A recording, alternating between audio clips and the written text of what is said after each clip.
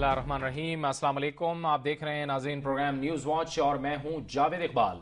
इस प्रोग्राम में हम बात करते हैं दिन भर के अहम वाक़यात और दिन भर की अहम खबरों पर तबसरा लेते हैं अपने माहिरीन से। जैसा कि हम सबको मालूम है कि आज पूरी दुनिया में माजूरों का आलमी दिन मनाया जा रहा है। इस दिन को मनाने का मकसद यह है कि हर लिहाज से इन माजूर इन स्पेशल लोगों के साथ इजहार यकजहती किया जाए ताकि इनको भी माशरे में एक ज़िम्मेदार शहरी होने का एहसास हो और वो कभी भी माशरे में अपने आप को तन्हा महसूस न करें।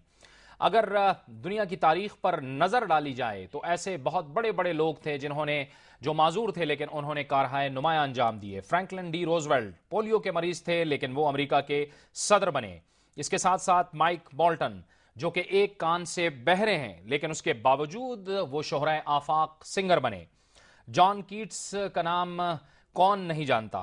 जॉन कीट्स टीबी के मरीज थे लेकिन 27 साल की उम्र में उनका इंतकाल हुआ, लेकिन वो जाने माने और शोहराए आफाक शायर थे। इसके साथ साथ अगर एल्बर्ट आइंस्टाइन का नाम लिया जाए तो वो बचपन में बोल नहीं सकते थे लेकिन अपनी कमिटमेंट और अपनी मेहनत और पुरअज़्म जो जज्बात और मेहनत थी उसकी बुनियाद पर वो बोलने लगे और फिर दुनिया के मशहूर साइंसदान बन गए। ये वो लोग थे जिन्होंने साबित किया कि माजूरी इनकी राह में रुकावट नहीं है। दुनिया में ऐसे लाखों लोग हैं जो कि माजूर हैं लेकिन उन्होंने माजूरी को अपनी कमजोरी नहीं बनाया। आज के दिन के हवाले से दुनिया न्यूज़ के नुमाइंदे सलीम शेख ने एक खुसूसी रिपोर्ट तैयार की है। आइए पहले आपको वो रिपोर्ट दिखाते हैं।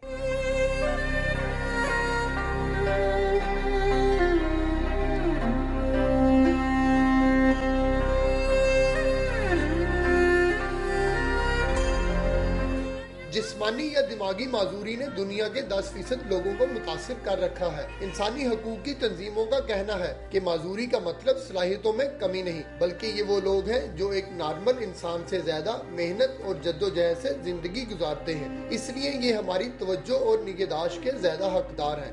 3 दिसंबर को माजूरों का आलमी दिन मनाने का मकसद भी इन अफराद को मुआशरे का फ़आल शहरी बनाना है। खुसूसी अफराद की मदद करना अपनी जगह, लेकिन ज़्यादा जो मसले वाली बात है वो होता है एटीट्यूड की, कि इनको बुरी निगाह से देखना, इनको कमतर देखना, इनको ये देखना कि ये कुछ करने के काबिल नहीं है। पाकिस्तान में इस वक्त 1.5 करोड़ अफराद किसी न किसी माजूरी में मुब्तला है। अगर हुकूमत अपने वसाइल में लचक पैदा करे तो ये माजूर अफराद भी जिंदगी की रौनकों में शामिल हो सकते हैं। न्यू हस्पताल लाहौर में जेर इलाज ये चारों बहन भाई जहनी और जिस्मानी माजूरी के बाइस जिंदगी की रंगीनियों से महरूम है, लेकिन वालिदैन की लताफत ने इन्हें इस कड़े वक्त में सहारा दे रखा है। मैं 4 क्लास में पढ़ती नहीं हूँ, अब मैं चल नहीं सकती। सारे बिस्तर पारी ने बस ना कोई चल फिर सकता, ना कोई अपने हाथ के नाल खा सकता, ना कोई कपड़ा बदल सकना, कोई किसी किस्म का भी मैं आप ही खुद करना। मैंने 3 साल का डिप्लोमा किया, उसमें मेरी सप्लीमेंट्री थी तो वो मैंने पेपर देने थे लेकिन मैं नहीं दे सका इनकी वजह से ही, क्योंकि इनको इधर मैंने लाना था। इनका ट्रीटमेंट कुछ हो जाए, शायद वो हो जाए, क्योंकि फिर अम्मी को अकेले इनको संभालना मुश्किल होता है और ना ही मैं जॉब कर सकता हूँ। माजूर अफराद के साथ हमदर्दी नहीं बल्कि मावनत की ज़रूरत है, जिसकी बेहतरीन सूरत इन्हें इन सहूलियात की फराहमी है जिससे इनकी ज़िंदगी आसान बन सके। माजूरी ना तो किसी ऐब और ना ही सलाहियतों में कमी का नाम है। ये सिर्फ तंदुरुस्त लोगों की आजमाइश है कि वो कैसे बाहमी रवादारी से इन माजूरों को माशरे के लिए मुफीद बनाते हैं। कैमरामैन नवीद सदीक के साथ सलीम शेख, दुनिया न्यूज़, लाहौर। माजूरी न तो किसी कमज़ोरी का नाम है, न किसी ऐप का नाम है और न सलाहियतों में कमी का नाम है। यही वजह है कि आज हमने अपने इस प्रोग्राम में स्टूडियोज़ में दावत दी है पाकिस्तान के 4 बार के व्हील चेयर टेबल टेनिस के नेशनल चैम्पियन जनाब इश्तियाक हुसैन को। बहुत बहुत शुक्रिया इश्तियाक। सबसे पहले तो हम आपको खुशामदीद कहते हैं और आज के दिन के हवाले से हम बात करेंगे आपसे। सबसे पहले तो ये फरमाइएगा कि आपकी अचीवमेंट क्या क्या हैं, आपने कौन कौन से अहम टूर्नामेंट्स जीते हैं?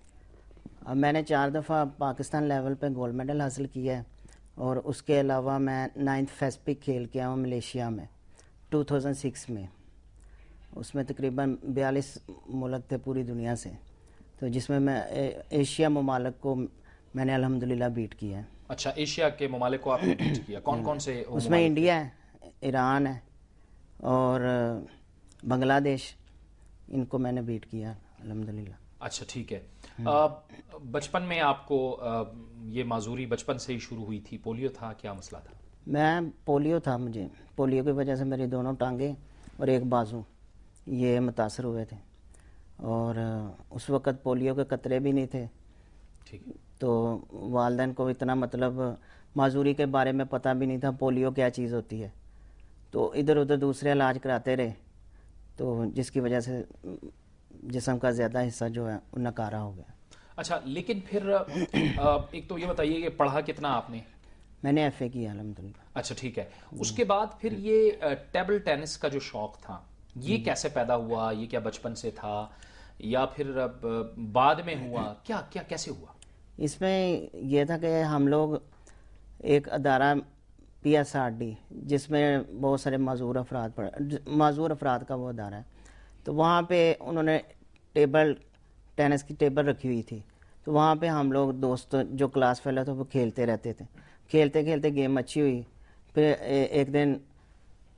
ایک دن پیرالمپک کمیٹی جو کہ سپورٹس مین کو باہر لے کے جاتی ہے، ڈسیبل سپورٹس مین کو، تو وہ وہاں پہ آئے اور انہوں نے گیم دیکھی میری، تو پھر انہوں نے مجھے سلیکٹ کیا، تو پھر الحمدللہ اسی بیس پہ میں نے پاکستان کی نمائندگی کی۔ اچھا، یہ اشتیاق یہ بڑی اہم بات ہے، جیسے کہ ہم پروگرام کے شروع میں بتا رہے تھے جو بڑے لوگ ہیں دنیا کے وہ معذور تھے لیکن اس کے باوجود انہوں نے نام کمایا۔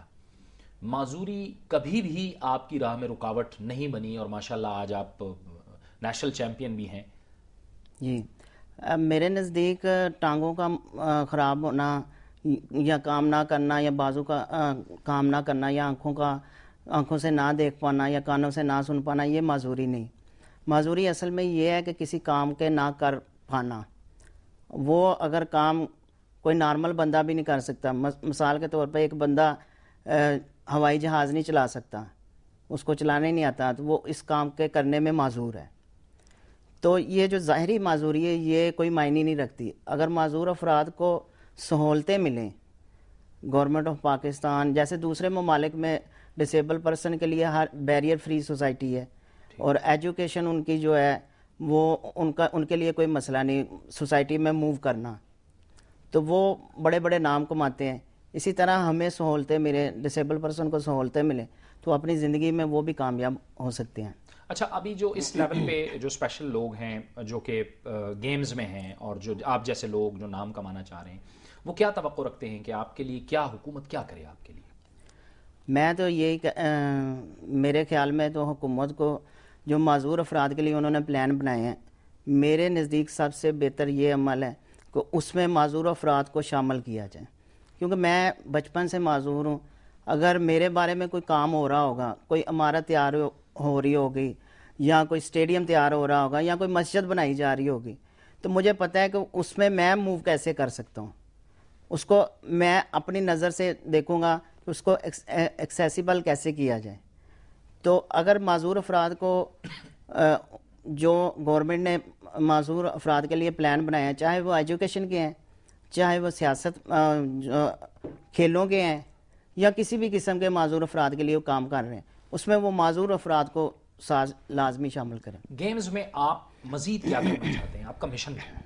میرا مشن تو یہ ہے کہ ہر کھلاڑی کا یہ خواب ہوتا ہے کہ وہ پاکستان کے لیے گولڈ میڈل لے کے آئے، جیسے ریسلر ہمارے یہ کامن گیمز میں گولڈ میڈل لے کے آئے ہیں، ایسے میری بھی خواہش ہے کہ میں بھی گولڈ میڈل لے کے اپنے پاکستان کا اپنا اور اپنے والدین کا نام روشن کروں، کیونکہ میرے والدین نے بچپن سے لے کے آج تک جو مجھے جو مقام ملا ہے وہ ان کی محنت سے ملا ہے۔ بہت بہت شکریہ، بہت بہت شکریہ اشتیاق حسین، ہماری دعائیں، پوری قوم کی دعائیں آپ کے ساتھ ہیں۔